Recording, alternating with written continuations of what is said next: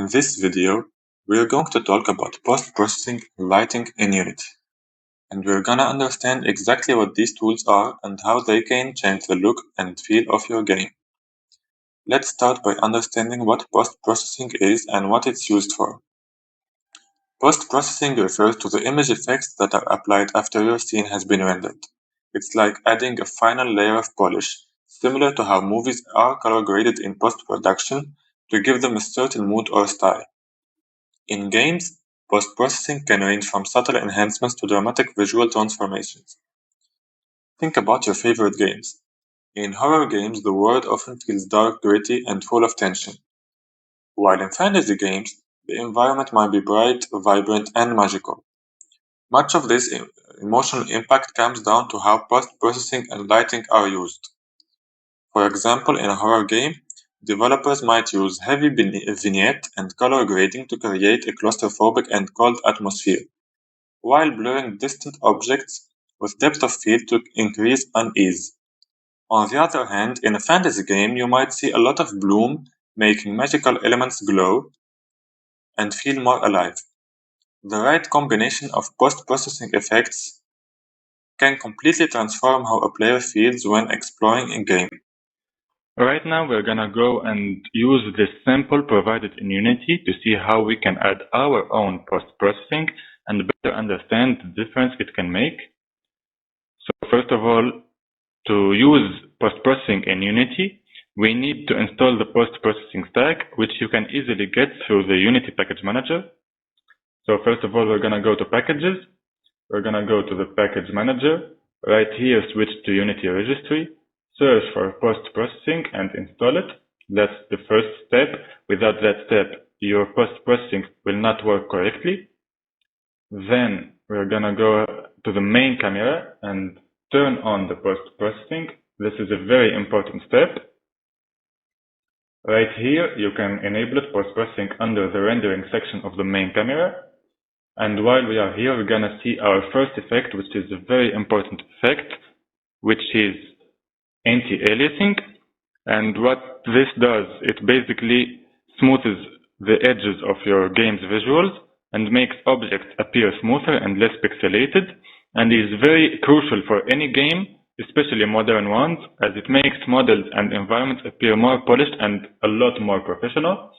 So you can see if we turn off anti-aliasing and we look around the game, the edges are very jagged.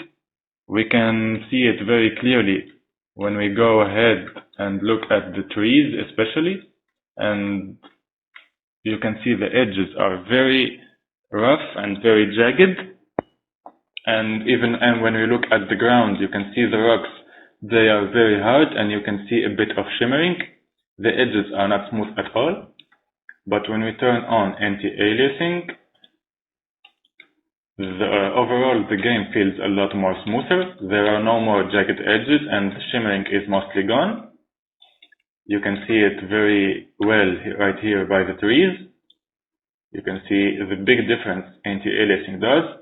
It is very crucial to have it in any game. And for these settings, they impact performance a little bit. So we're gonna use TAA, temporal anti-aliasing, because it is the perfect balance between performance and quality.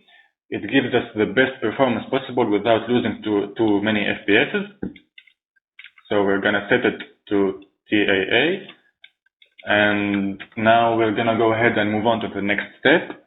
We need to create a volume, global volume. This basically allows us to apply our post-processing effects to the whole scene. So we're gonna click on our global volume, and we need to create a new profile because right now it is empty. And this option allows us to have the multiple profiles at once, maybe one for a more horror look, and one for a fantasy look, one for day and one for night, and this one allows us to switch between them without having to do the work all over again. So we've created a new profile, and right here this button which says add override, this one allows us to add the effects. So we're gonna go over the most common and the most important post-processing effects, and we will start with bloom. This one is very important and very common, always used in games to its main purpose is to make the bright areas of your scene, like lamps or magical objects, it makes them glow softly, and you can use this, for example, in fantasy games to make the environment feel more magical and dreamlike. It creates a sense of wonder and magic, and it gives the illusion of more warm lighting. So when we turn it on, we can look at these two lamps right here. And we're gonna go and activate the threshold and the intensity. And when we increase the intensity, you can see how it affects the lighting, because these are bright areas in our game. And the threshold controls which objects or which areas are affected based on how bright they are in the first place. So we're gonna decrease it a bit, so this lamp right here is affected as well. And the scatter basically defines how it affects the areas around it. So we're gonna set it like this. So the light scatters around the ground and the trees a bit more. Right now we're gonna go ahead and look at color grading or color adjustments, which is perhaps the most powerful tools in the post-processing toolkit, because this one allows you to adjust the colors, the contrast, the brightness, and even the exposure, which basically dramatically changes the mood of a scene and the whole atmosphere. So maybe like in a horror game, you would want more desaturated colors, a bluish cold tint to make it feel a bit colder and more unsettling. We're gonna do that by post-processing and go ahead and choose color adjustments, post-exposure and contrast. And when we decrease the post-exposure, you can see it makes the game feel a bit darker. I'm gonna go ahead and set it like this.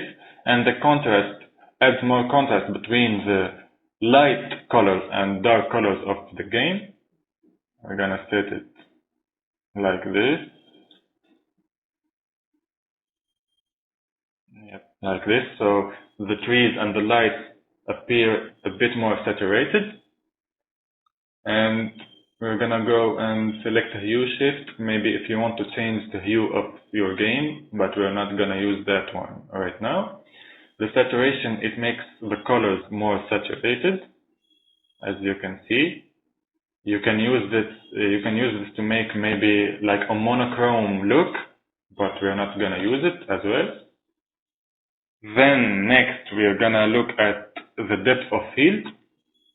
What this effect does, it's basically depth of field right here. So this effect basically simulates how cameras work in real life by focusing on closer objects and blurring the background. It's very good for creating cinematic feeling, or maybe emphasizing the closer objects to you. It's very commonly used in first-person games and shooters, because in reality you can't see the objects that are far away from you. So when we turn it on, we have two options.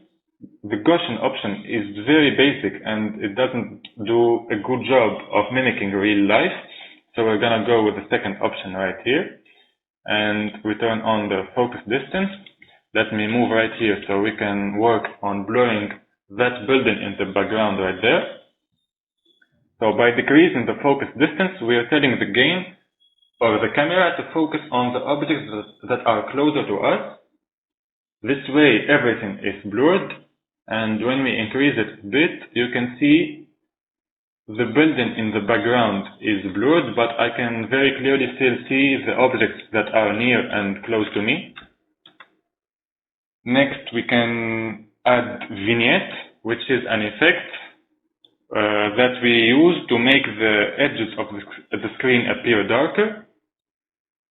It helps to draw the attention of the player towards the center of the screen.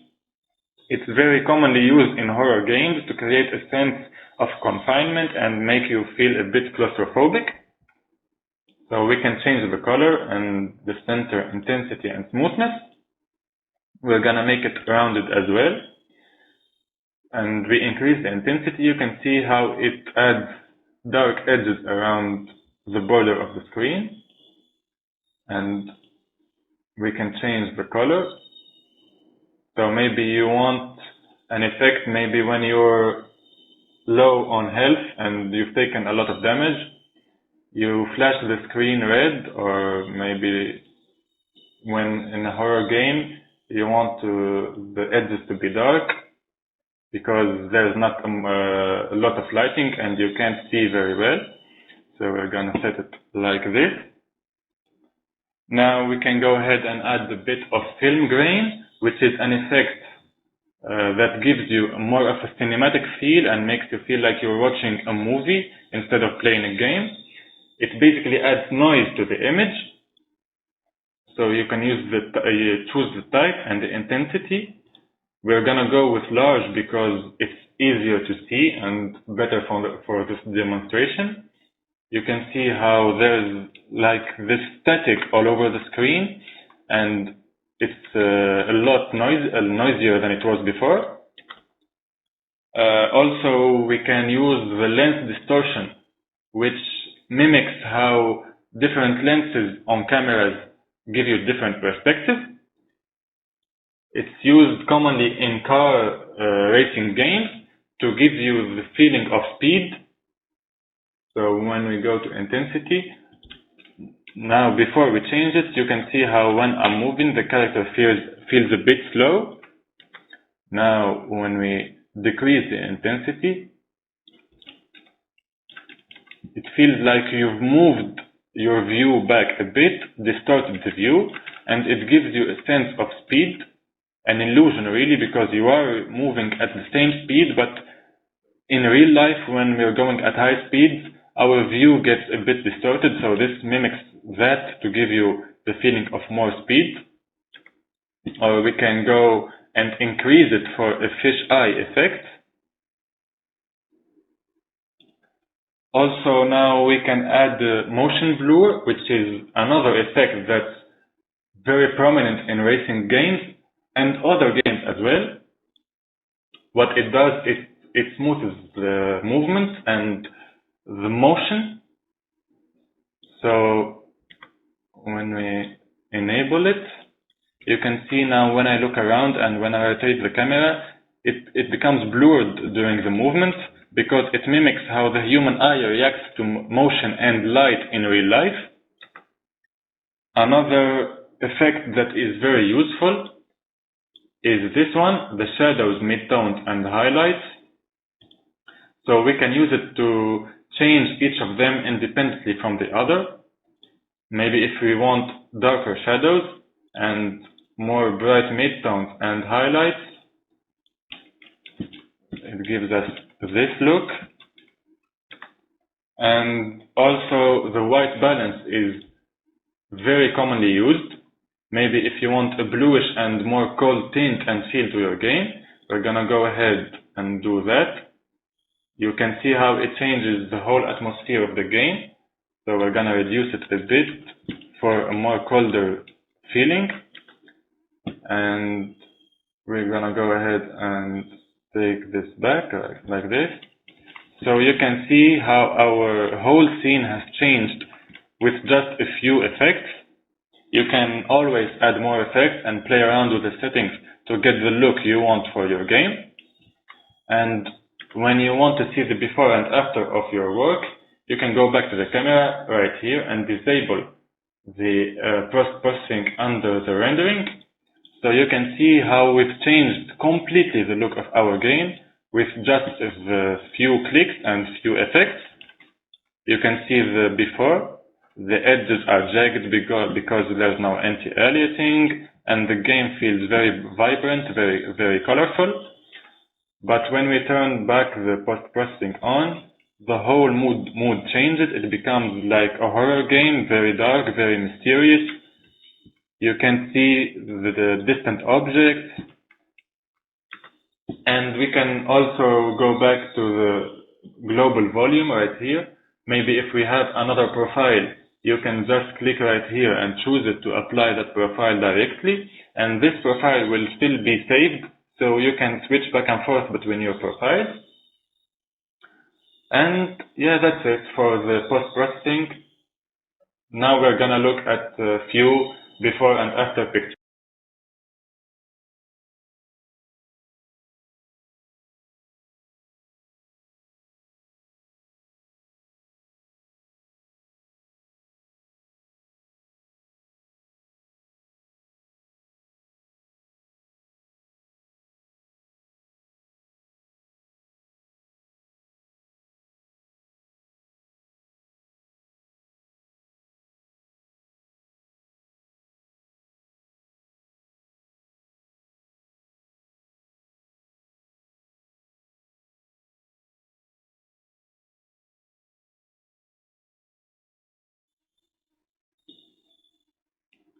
So now that we are done with the post-processing effects, we're back in Unity, this time to discuss lighting. The lighting system in Unity is pretty straightforward and simple, but it provides all the necessary tools to do whatever you want with the lighting, meaning that it is simple, but it is very effective. So we're back in the same scene, and I've gone ahead and disabled the light inside this room. As you can see, this lamp, it appears to be emitting light, but that's just because of the object itself and the bloom, but in reality it's not a light source. So we're gonna see how we can add a light source to this lamp. So first of all, we're gonna go ahead and stop the game. We'll go into scene. So we're gonna add a light source to this lamp. We'll go ahead and click on it, and we're gonna add a light. So we have 4 different types of light in Unity.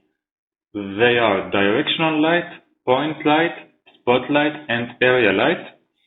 So directional light, to explain it, think of a flashlight, yes. So a flashlight emits light in a single direction. If you're holding it, you're only gonna emit light in front of you, and that's it. Point light is an omnidirectional source of light. It illuminates the space all around it, 360 degrees. And the spotlight is like a big box of light, emitting light in a big single direction. Think of maybe the light boxes that content creators use. As for the area light, it's a big light that lights up a whole area that you select. Think of it maybe as even the sun can be considered an area light. So for the lamp, we're gonna need a point light. We'll go ahead and add the point light. We're gonna place it just right there. So even after we add it, you can go ahead and change the light source. So you see that, like this directional, it's just emitting light straight down. But when we change it to point, you see the whole room gets some lighting. And then if we put it to spot, it's just aiming at that spot right there. And the area, we cannot see it yet because we have to bake it. I will explain that in a bit. But we're gonna go ahead and change it back to point. So we're gonna go and change the color to make it more obvious and a little bit different. We're gonna put it to blue. And then we're gonna up the intensity to make the whole room lit in blue light. And we're gonna increase the range, which basically defines how far the light can go. And for the undirect multiplier, it defines how many bounces we calculate, how many times the light ray bounces. We're gonna set it to 2 because it's performance heavy. And then for the shadows, we can choose if our light emits shadows or not. So we're gonna go with soft shadows, and we're gonna put the baked shadows 2. Now we have our light source enabled, but I'm gonna go ahead and explain the difference between these three. So the real-time light, it's the best quality because it's very dynamic.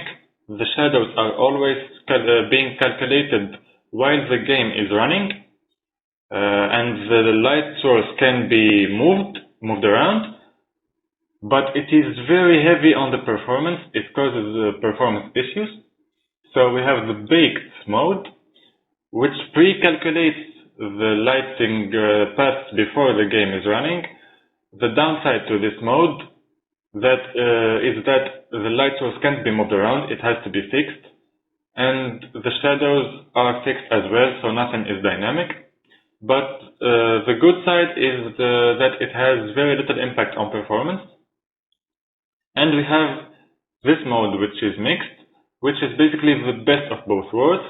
It pre-calculates the light path before the game is running, so it saves some performance, but it allows us to have dynamic shadows. So we're gonna go ahead and set it to mixed to get a good balance between performance and quality. And now we're gonna go ahead, click on Window. We're gonna go to the rendering and then lighting. Right here, we're gonna set a new profile. And then we're gonna go ahead and make it use the GPU because it's faster. And we're gonna click on Generate Lighting. It's gonna, now it's gonna calculate the baked time path. A little longer than a few minutes later. Okay, so it took a bit of time to finish, so I've skipped forward, and now that our light has finished baking, we can run the game, and as you can see, we have successfully created our own light with our own color, and that's it.